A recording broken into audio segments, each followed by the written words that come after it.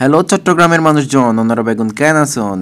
আশা করছি সবাই অনেক ভালো আছেন। আমি ইফতেখারুল ইসলাম। আজকের ব্লগ আমি শেয়ার করব আমার বিপিএল দেখার অভিজ্ঞতা। টিকিট কোত্থেকে কেটেছি, কিভাবে গিয়েছি, স্টেডিয়ামে প্রবেশের পূর্বে আপনার যে বিষয়গুলো মাথায় রাখতে হবে, স্টেডিয়াম থেকে আপনি যে যে খাবারগুলো যত টাকা দামে কিনতে পারবেন এবং ইত্যাদি আরো বিষয় নিয়ে আজকে আমি থাকছি এই ব্লগে।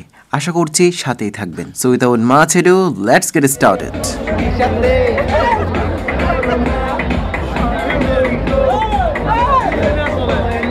তো চট্টগ্রাম ভার্সেস বরিশালের খেলা দেখার জন্য আমরা অনলাইন থেকে আগে থেকে টিকিট কেটেছিলাম। পার হেড টিকিটের প্রাইস ছিল 345 টাকা। তারপর পটিয়া থেকে এসালামে করে আমরা 70 টাকা দিয়ে কোতোয়ালি নামি। সেখান থেকে 150 টাকা দিয়ে আমরা একটা সিএনজি ভাড়া করি। সিএনজি ভাড়া করে আমরা সাগরিকার জহুর আহমদ চৌধুরী স্টেডিয়ামের উদ্দেশ্যে রওনা দিই। তারপর আমরা স্টেডিয়ামের সামনে নামি। সেখানে দেখা যাচ্ছে কেউ কেউ ব্যস্ত জার্সি কিনতে, কেউ কেউ পতাকা কিনতে ব্যস্ত। আমরা সরাসরি চলে গেলাম মাঠে প্রবেশের উদ্দেশ্যে। আর এখানে মাঠে প্রবেশের জন্য দীর্ঘ লাইন। একটা বিষয় ক্লিয়ার করে নিই, আপনি যদি টিকিট অনলাইন থেকে কাটেন তাহলে আপনার অনলাইন কপিটা একটু প্রিন্ট করে নেবেন, না হলে মোবাইলে আপনি দেখাতে পারেন। সো এটাই বেটার হবে যদি আপনি টিকিটটা প্রিন্ট করে নেন যদি অনলাইন থেকে কাটেন। আরেকটা মজার বিষয় কি জানেন, আমরা খেলা দেখতে আসতে একটু লেট করে ফেলেছি। তো পাওয়ার প্লের মধ্যেই চট্টগ্রাম কিন্তু 4 থেকে 5টা উইকেট তারা হারিয়ে ফেলেছিল। তো শাকিল খান বলেছিল যে চলেন গাড়ি ঘুরাই দিয়ে আমরা চলে যাই।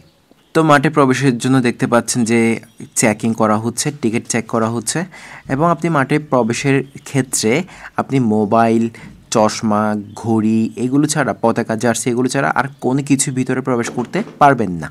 এখানে কিন্তু 3 বার চেকিং করা হবে। আমি যেহেতু ব্লগ করার জন্য মাইক্রোফোন নিয়েছিলাম, আমি মাইক্রোফোনটা নিয়েছিলাম কীভাবে জানেন? থাকার বললাম না। তো এটা হচ্ছে স্টেডিয়ামের বাইরের ভিউ, খুবই সুন্দর দেখতে পাচ্ছেন। আরেকটি বিষয়, আপনি কিন্তু আপনার টিকিটটা ছিঁড়ে ফেলবেন না বা ফেলে দিবেন না, কারণ এক ম্যাচ শেষে রাফেল ড্র করা হয় এবং বিজয়ীকে একটি বাইক উপহার দেওয়া হয়। তো মাঠে প্রবেশের জন্য আমাদেরকে মোট 3 বার চেকিং করা হচ্ছে। তারপর চেকিং এর পর আমরা প্রবেশ করলাম মাঠেই। তারপর দেখতে পাচ্ছেন এখানে দর্শক মোটামুটি আছে, তেমন বেশিও না কমও না।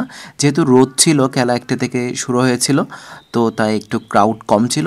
তবে বিকেল হতে হতে ক্রাউড কিন্তু অনেক বেশি বেড়ে গিয়েছিল।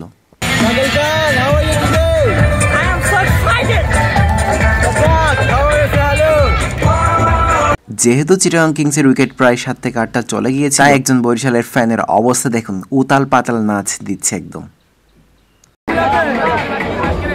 Bro, which team are you supporting today? Kon team? Borishal!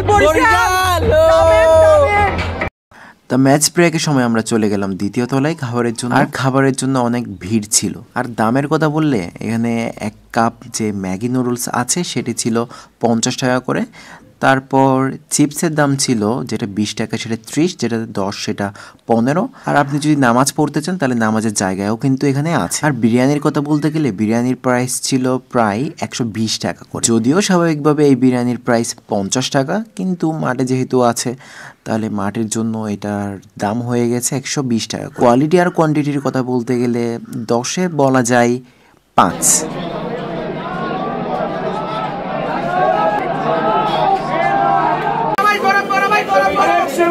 কত নিচ্ছে ভাইয়া? 120 টাকা হিসাবে কেমন কোয়ান্টিটি? তো বিকেল গড়তে গড়তে দেখতে পাচ্ছেন দর্শকের ভিড় বাড়তেই থাকছে। যদিও চট্টগ্রাম ভার্সেস বরিশালের ম্যাচ দেখে হতাশ হয়েছিলাম, কিন্তু রাজশাহী আর খুলনার খেলা দেখে কিন্তু আমরা পুরোটাই স্যাটিসফাইড হয়েছি। রাফেল ড্রয়ের সময় ঘটে মজার একটি ঘটনা, কি জানেন? একজনের কুপন নাম্বারের সাথে সব কিছু মিলে যায় শুধুমাত্র একটি সংখ্যা ছাড়া। সে প্রথমে মনে করেছিল সে মনে হয় উইনার, অর্থাৎ সে বিজয়ী হয়েছে। পরবর্তীতে দেখা যায় একটি নাম্বারের জন্য শুধু সে পায়নি। তখন সে অনেক হতাশ হয়ে যায়, সবাই তাকে বিভিন্নভাবে খোঁচা দিতে লাগলো। তারপর 1 ইনিংস পরেই আমরা মাঠ থেকে বেরিয়ে গেলাম।